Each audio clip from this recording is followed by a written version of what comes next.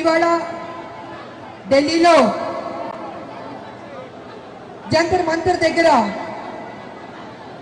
42% BC reservation కోసం పెద్ద ఎత్తున పోరాటం చేస్తున్నాం. అదే మన ఆరాటం. ఇది రెండోసారి మనం పోరాటం చేస్తున్నాం. భారతదేశంలో అత్యధిక జనాభా దాంట్లో అత్యధికంగా ఉన్నది మన బీసీ బిడ్డలే. అలాంటి బీసీ బిడ్డలు ఇవాళ నడి రోడ్డు మీదకి వచ్చి మా 42% బీసీ రిజర్వేషన్ చేయండి అని మోడీ గారిని అడుగుతున్నారు. బీజేపీకి సిగ్గుందా అని అడుగుతున్నాను. బీసీ బిడ్డలంటే అడుక్కోవాలా? ఇవ్వరా?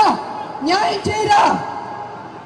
అంటే మా శ్రమని దోచుకుంటారు, మా ఓట్లు గుచ్చుకుంటారు. కానీ పార్లమెంట్ లో బీసీ బిల్లు పెట్టి పాస్ చేయమంటే వెనకడుగు వేస్తారు.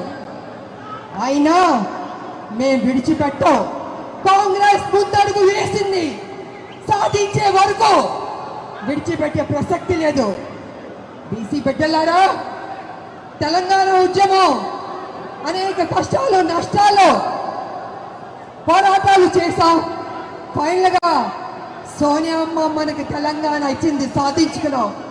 అదే విధంగా బీసీకి కూడా 42% రిజర్వేషన్ కూడా డెఫినెట్ గా సాధిస్తాం. వదిలిపెట్టే ప్రసక్తి లేదు. ఇవాళ నిజంగా బీసీ బిడ్డల గురించి చెప్పాలంటే చాలా తక్కువే. ఎంత చెప్పినా తక్కువే.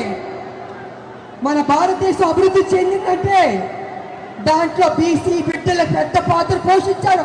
వాళ్ళ సాక్రిఫైస్, వాళ్ళ శ్రమ, వాళ్ళ కమిట్మెంట్, వాళ్ళ త్యాగాలు ఈ భారతదేశానికి ఇచ్చింది.